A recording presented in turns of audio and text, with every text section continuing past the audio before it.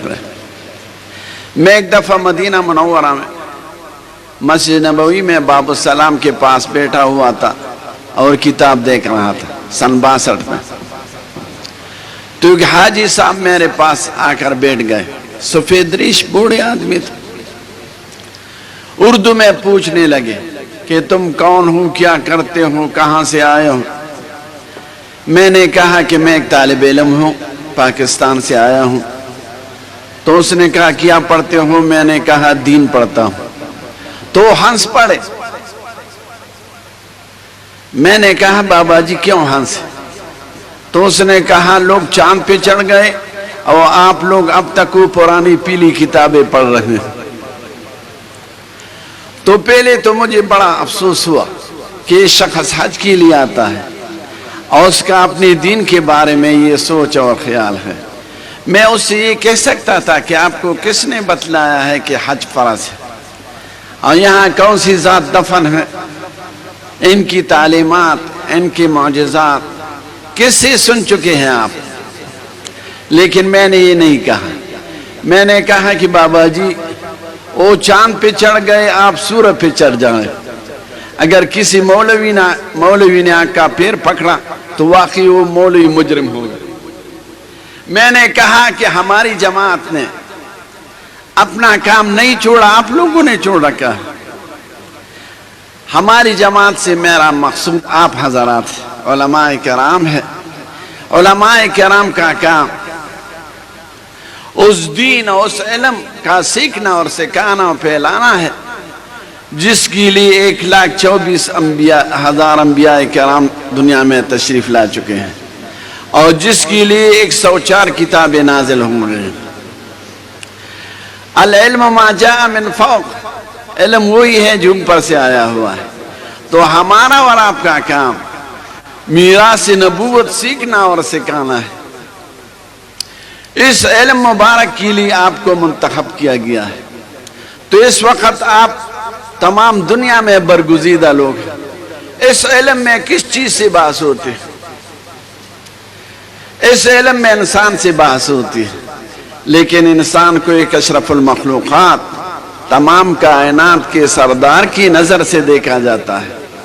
انسان کو بتلایا جاتا ہے کہ آپ تو 100 سال پہلے نہیں تھے، پھر آئے دنیا میں، دنیا سے بھی جانے والے ہیں، دنیا میں کیا کرنا ہے تمہیں، اور پھر آگے کس منازل کو آپ نے طے کرنے ہیں، آپ کو کس نے پیدا کیا ہے، کس عمل سے وہ راضی ہو جاتے ہیں، اور اس عمل کے بتلانے کے لیے آپ نے کن لوگوں کو بھیجا ہے آپ کے پاس، انبیاء کرام، اور ان کے حقوق کیا ہے۔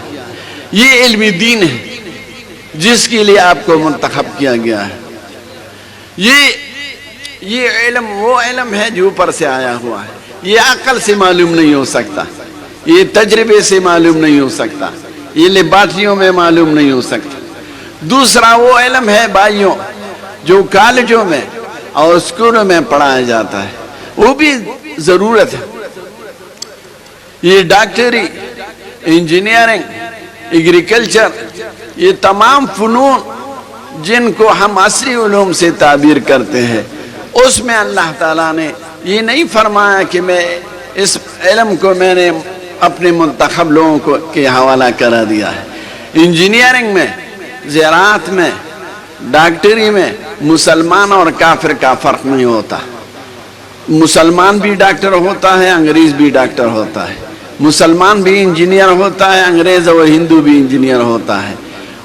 یہ علوم ایسے ہیں جس کے لیے انبیاء کرام دنیا میں تشریف نہیں لائے، جس کے لیے آسمانی کتابیں نازل نہیں ہوئی۔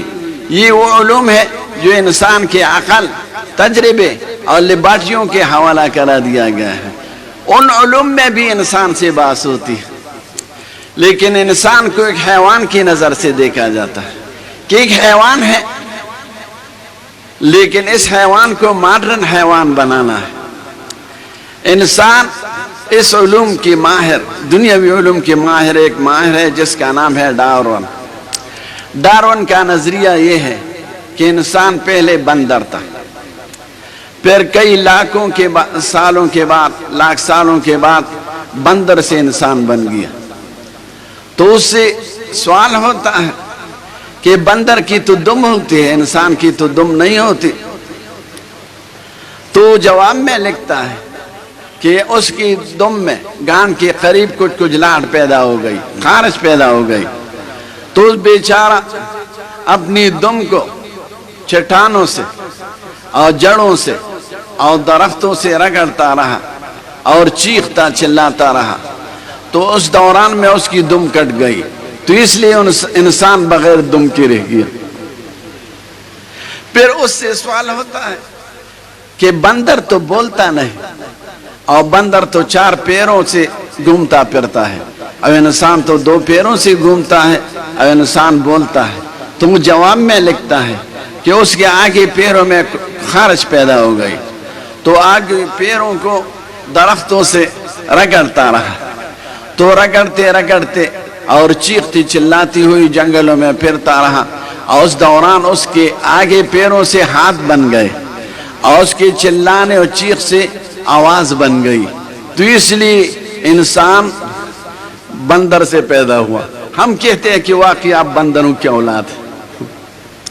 جس تعلیم کا بنیادی مقصد، بنیادی نظریہ یہ ہو کہ انسان اصل میں حیوان ہے، بندر ہے اور سب بندروں کی اولاد ہے، تو انسان کو بندروں کی نظر سے دیکھتے ہیں.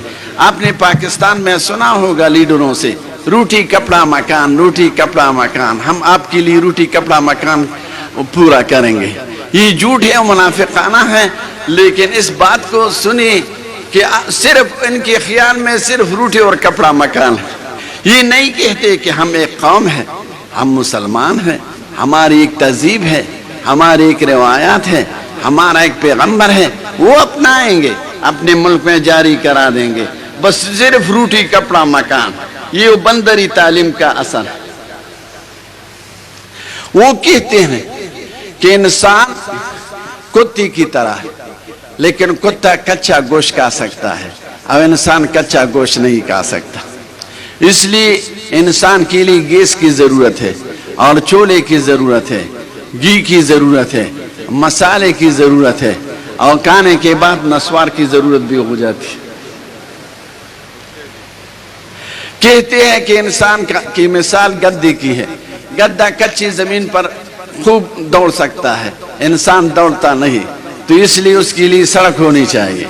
انسان کی مثال گھوڑی کی ہے. گھوڑا تیز دوڑ سکتا ہے، انسان تیز نہیں دوڑ سکتا، تو انسان کے لیے موٹر کی ضرورت ہے. انسان مرغ کی طرح ہے، مرغ ہوا میں اڑ سکتا ہے لیکن یہ ہوا میں نہیں اڑ سکتا، تو اس کے لیے انسان کے لیے جہاز کی ضرورت ہے. انسان گیدڑ کی طرح ہے، لیکن گیدڑ غاروں میں رہ سکتا ہے، اندھیروں میں گھوم پھر سکتا ہے، اور یہ غاروں میں نہیں رہ سکتا، نہ اندھیروں میں گھوم پھر سکتا ہے. اس لیے انسان کے لیے کمرے کی ضرورت ہے اور ایئر کنڈیشن کی ضرورت ہے. یہ تمام ضروریات اگر آپ دیکھیں تو انسان کے حضرت پیٹ سے تعلق ہے. ان کا دنیاوی تعلیم کا تعلق صرف مادیات، معاشیات اور انسان کے پیٹ سے ہے. اس میں اخلاق کی بات نہیں ہوتی، بلکہ وہ کہتے ہیں کہ اخلاق غرض کے تابع ہوتے ہیں. جس طرح آپ کا غرض ہوئی ٹھیک بات ہوتی ہے، عقیدے کی بات نہیں ہوتی. ڈاکٹر آپ کو عقیدہ نہیں بتلا سکتا. ڈاکٹر کا کام تو یہ ہے کہ اگر آپ کے پیٹ میں مروڑ ہو تو 2 گولیاں دے دیں گے. تبلیغ والوں کی اصطلاح میں آپ کا تقاضا آسانی سے پورا ہو جائے گا، آپ کا پیٹ نرم ہو جائے گا. اس طرح ایگریکلچر والے آپ کو آلو اور گندم اور جو کی کاشت کی طریقے سے سکھائیں گے، لیکن عقیدہ تو آپ کو نہیں بتلا سکتا. جن باتوں سے انسان مسلمان ہو جاتا ہے وہ آپ کے علم میں ہے. اس لیے آپ کے علم اور آپ کو اور اس علم کی برکت سے آپ کو سب سے برگزیدہ مخلوق قرار دیا گیا ہے. یہ اللہ کا کلام ہے. میں نے تو پہلے سے کہا کہ کسی لیڈر کی بات نہیں. تو آپ اس نعمت کا ہمیشہ شکر ادا کیا کریں کہ ہم اللہ تعالیٰ کے برگزیدہ مخلوقات میں شمار. خدا کی قسم اللہ نے بادشاہوں کو اپنا برگزیدہ نہیں کہا، وزیروں کو نہیں کہا، چودھریوں کو نہیں کہا، ملک و نواب و امینیز و ناظمان ان کو نہیں کہا کتاب والوں کو اپنا چنا ہوں، اپنا منتخب شدہ، اپنا لاڈلا قرار دے چکا ہے۔ اب ایک سوال ہے کہ اتنا مبارک علم ہے تو یہ فقیروں کے ذریعے سے کیوں آیا ہے؟ آپ تو جامعہ اشرفیہ تو اب آج کل یونیورسٹیوں سے بہتر آبادی میں ہے، لیکن ہم نے جب پڑھا تھا تو ایک تنگ بلڈنگ میں پڑھا ہے۔ اس وقت نئی ایئر کنڈیشن تھی، نئی یہ فریج وغیرہ تھی، یہ سہولیات نہیں تھی۔ ہم خود کھانا پکاتے تھے اور آٹا خود گوندتے تھے اور تنور کے سامنے قطار میں کھڑے ہو کر اسے تنور والوں سے یہ روٹی پکواتے اور پھر خود کھاتے۔ تو فقیروں کی زمانہ میں ہم نے پڑھا ہے۔ مدینہ منورہ میں نے جب پڑھا ہے اس میں فقیروں کا زمانہ تھا، یہ سہولیات نہیں تھی جو آج کل ہیں۔ تو سوال یہ ہے کہ اتنا مبارک علم ہے جو اس علم پڑھنے والوں کو اللہ تعالیٰ نے اپنے پیارا کہا ہے، تو یہ فقیروں کی شکل میں کیوں آیا ہے؟ تو میں نے پہلے عرض کیا تھا کہ یہ انبیاء کرام کی وراثت ہے، اور انبیاء کرام سب فقیروں کی شکل میں آئے ہیں، ایک دو کے علاوہ۔ اگر مالدار ہوتے، بادشاہ ہوتے، لوگوں کو دنیا کی لالچ دیا کرتے تو پھر ایمان کا مسئلہ نہ رہتا۔ ایمان کے لیے ضروری ہے کہ ایمان بالغیب ہو۔ اگر آپ کسی سے کہیں کہ آپ آ جائیے، میں نے آپ کے لیے گوشت تیار کیا ہوا ہے، اس کے بعد حلوہ ہوگا، اس کے بعد مٹھائی ہوگی مثلا، اس کے بعد نسوار بھی ہوگا، تو سب لوگ اس کے پیچھے جائیں گے۔ یہ لیڈر کیوں کہتے ہیں؟ گوشت کے پیچھے تو کتا بھی جاتا ہے۔ تو اگر پیغمبر بادشاہ ہوتا تو پھر سب لوگ ان کے پیچھے چلے جاتے، تو پھر ایمان بالغیب نہ رہتا۔ فرعون کا قصہ آپ نے سنا ہوگا، سورۃ زخرف میں آیا ہے، وَنَادَى فِرْعَوْنُ فِي قَوْمِهِ قَالَ يَا قَوْمِ أَلَيْسَ لِي مُلْكُ مِصْرَ وَهَٰذِهِ الْأَنْهَارُ تَجْرِي مِن تَحْتِي أَفَلَا تُبْصِرُونَ أَمَنَ خَيْرٌ مِّنْ هَٰذَا الَّذِي هُوَ مَهِينٌ وَلَا يَكَادُ يُبِينُ فَلَوْلَا أُلْقِيَ عَلَيْهِ أَسْوِرَةٌ مِّن ذَهَبٍ أَوْ جَاءَ مَعَهُ الْمَلَائِكَةُ مُقْتَرِنِينَ۔ فرعون کانفرنس کراتا، لوگوں کو جمع کراتا، پھر لوگوں سے کہتا کہ میں بہتر ہوں یا یہ خوار ملا، جس کو سیاست نہیں آتی، جس کو باتیں کرنے کا طریقہ و سلیقہ معلوم نہیں، خوار ملا کس کو کہتے؟ حضرت موسیٰ علیہ السلام۔ انبیاء کرام آپ کی اصطلاح میں سب طالبان تھے، الحمدللہ۔ تو فرعون کہتا ہے کس طالب علم خوار مولوی کے پاس کیا ہے؟ میں بہتر ہوں یا یہ خوار ملا؟ کیا مصر کی حکومت میری نہیں؟ اور کیا یہ نہر میری حکومت میں نہیں بہ رہی ہے؟ پھر ہاتھ اٹھا کر لوگوں سے کہتا کیا فلولا القی علیہ اسورۃ من ذہب، اس بیچارے مولوی کے ہاتھ میں تو کنگن بھی نہیں، سونے کے کنگن۔ تو انبیاء کرام سب فقیر ہوتے۔ 40 سال دعوت دینے کے بعد جب حضرت موسیٰ علیہ السلام کو غصہ آیا تو آپ نے کہا، سورۃ یونس میں اس کا ذکر ہے، وقال موسیٰ ربنا انک آتیت فرعون وملأہ زینۃ واموالا فی الحیاۃ الدنیا ربنا لیضلوا عن سبیلک ربنا اطمس علی اموالہم واشدد علی قلوبہم فلا یؤمنوا حتی یروا العذاب الالیم قال قد اجیبت دعوتکما فاستقیما ولا تتبعان سبیل الذین لا یعلمون۔ موسیٰ علیہ السلام نے دعا کی کہ اللہ آپ نے فرعون کو اتنی بڑی بادشاہی دی، اتنے نعمتوں سے نوازا، لیکن یہ ناشکر رہا، یہ خدائی کا دعویٰ کرنے لگا، اس کا ستیہ ناش کرا دے۔ اللہ تعالیٰ نے کہا کہ اب دیکھیے، خدا کی قسم اس دریا میں اب ٹنل ہے، میں وہاں گزر چکا ہوں اس ٹنل سے سارا سینا جاتے ہوئے، تو اس میں اس کی تمام فوج جو مفسرین کی تعداد کے مطابق 6 لاکھ فوج تھی، سب ختم ہو گئی۔ کسی فوج کی لاش برآمد نہیں ہوئی، کسی فوجی کا گھوڑا باہر نہیں آیا، کسی فوجی کا تیر اور کمان باہر نہیں آئے۔ فرعون کا جثہ، لاش، جسم باہر پھینکا گیا۔ فَالْيَوْمَ نُنَجِّيكَ بِبَدَنِكَ لِتَكُونَ لِمَنْ خَلْفَكَ آیَةً وَإِنَّ كَثِيرًا مِنَ النَّاسِ عَنْ آیَاتِنَا لَغَافِلُونَ۔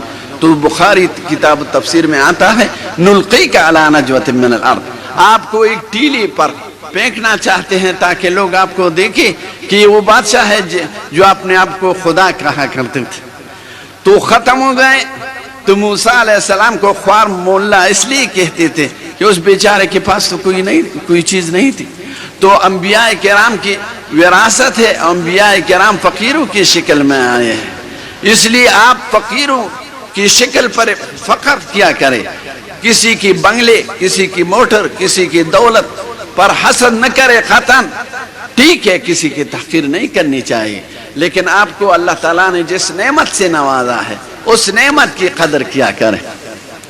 اب دو پیغمبر بادشاہ آئے ہیں، لیکن وہ بھی فقیر گزرے ہیں. میں دونوں کی زیارت کر چکا ہوں، بیت المقدس میں دفن ہے. سلیمان علیہ السلام مسجد کے احاطے میں ہے اور حضرت داؤد علیہ السلام باہر ہے، اور دونوں کا دارالخلافہ بیت المقدس رہا. تو داؤد علیہ السلام بادشاہ تھے. ایک دن روزہ ہوتا تھا اور ایک دن افطار کیا کرتے تھے، یہ بخاری شریف میں آتا ہے. لیکن مغرب کے بعد عشاء کے وقت یہ اپنی رعیت میں گھومتا تھا اور پوچھتا تھا کہ آپ کا بادشاہ کیسا ہے، شریعت پر عمل کرتا ہے یا نہیں، کسی پر تو ظلم نہیں کرتا. تو ہر شخص کہتا کہ داؤد علیہ السلام ہمارے بادشاہ تو بڑے اچھے ہیں. جب پیغمبر اچھا نہ ہو تو کون اچھا رہے گا. ایک دفعہ جبریل علیہ السلام سامنے آئے. یہ نہیں جانتے کہ یہ جبریل ہے، کیونکہ علم غیب اللہ تعالیٰ کی خاص صفت ہے. جتنی قدر کسی پیغمبر کو دینا چاہتے ہیں اسی قدر دیتا ہے. کبھی دروازے کے باہر پیغمبر کو پتہ نہیں ہوتا کہ یہ کون ہے، اور کبھی 7 زمینوں کی پیچھے سے آپ کو اطلاع دے دیتے ہیں. تو داؤد علیہ السلام نے اس شخص سے پوچھا کہ تمہارا بادشاہ کیسا ہے، ظلم تو نہیں کرتا؟ اس نے کہا کہ بڑا اچھا ہے، لیکن اگر اپنے ہاتھ کی کمائی کر کے کچھ کھاتے تو اور تنخواہ نہ لیتے تو یہ اچھی بات ہوتی. یہ تو خاموش ہو گئے. جب گھر گئے رونے لگے کہ خدا مجھے تو تنخواہ لینا تو کوئی گناہ نہیں، میں تو قوم کی خدمت کرتا ہوں، لیکن مجھے تو کوئی کسب نہیں آتا. تو اللہ تعالیٰ کی طرف سے وحی نازل ہو گئی کہ چلیے تمہیں لوہاری کا کسب سکھاؤں گا. وَعَلَّمْنَاهُ صَنْعَةَ لَبُوسٍ لَكُمْ لِتُحْصِنَكُم مِّن بَأْسِكُمْ فَهَلْ أَنتُمْ شَاكِرُونَ. پھر یہ کہنے لگے، عرض کرنے لگے کہ لوہار کے لیے تو بٹی کی ضرورت ہوتی ہے، سندان کی ضرورت ہوتی ہے، اور ہتھوڑے کی ضرورت ہوتی ہے، ڈبریوں کی ضرورت ہوتی ہے. یہ چیزیں تو میرے پاس نہیں. تو اللہ تعالیٰ کی طرف سے وحی آئی کہ لوہا کو لے کر ہاتھ میں پکڑ کر اس کو جس طریقے سے جس طرح سے بنوانا چاہتے ہیں اسی طرح بنے گا. اس سے تار بھی بنیں گے اور کیل بھی بنیں گے، جس طرح کام لینا چاہے. وَعَلَنَّا لَهُ الْحَدِيدَ عَنْ اعْمَلْ سَابِغَاتٍ وَقَدِّرْ فِي السَّرْدِ وَاعْمَلُوا عَلَى دَاوُودَ شُكْرًا وَقَلِيلٌ مِّنْ عِبَادِيَ الشَّكُورُ. پھر ذرے بناتے رہے، اور ذرہ جب بنتا تو پھر کسی کو دے دیتا کہ اس کو بیچ دو، اور آدھی رقم تمہاری ہو گئی اور آدھی رقم مجھے دیا کرے. تو اس سے گزارا کیا کرتے تھے. بادشاہ تھے لیکن فقیر رہے. سلیمان علیہ السلام کی بادشاہی تو آپ کو سب کو معلوم ہے. رب هب لي ملكا لا ينبغي لأحد من بعدي إنك أنت الوهاب فسخرنا له الريح تجري بأمره رخاء حيث أصاب والشياطين كل بناء وغواص وآخرين مقرنين في الأصفاد. ایسی بادشاہی مل گئی کہ نہ پہلی کسی کو ملی ہے، نہ قیامت تک کسی کو ملنے والی نہیں ہے، کسی کو نہیں ملے گی. جس کا تھا ہوا میں اڑتا، بغیر پیٹرول کے، بغیر ریڈار کے، بغیر ایئرپورٹ کے، اس میں پائی بھی نہیں ہوتے تھے. اتنا بڑا بادشاہ. خدا کی قسم اگر آپ بیت المقدس گئے اور آپ وہاں کے پتھر دیکھیں، 12 گز لمبا پتھر اور 2 گز 1.5 گز چوڑا، تو آپ یقین کر لیں گے کہ یہ تو اس زمانے کے پتھر ہیں جس زمانے میں نہ یہ کرین تھے نہ یہ نئی آلات تھے. یہ کس نے بنائے ہیں اور کون لے آئے ہیں؟ تو آپ یقین کریں گے کہ جنات اور دیووں کے علاوہ کوئی نہیں کر سکتا. اتنی بادشاہی کے باوجود تفسیروں میں آتا ہے کہ وہ ٹوکری بنایا کرتے تھے، پچیاں ٹوکری، جس میں لوگ پھل اور پھول لے جاتے ہیں.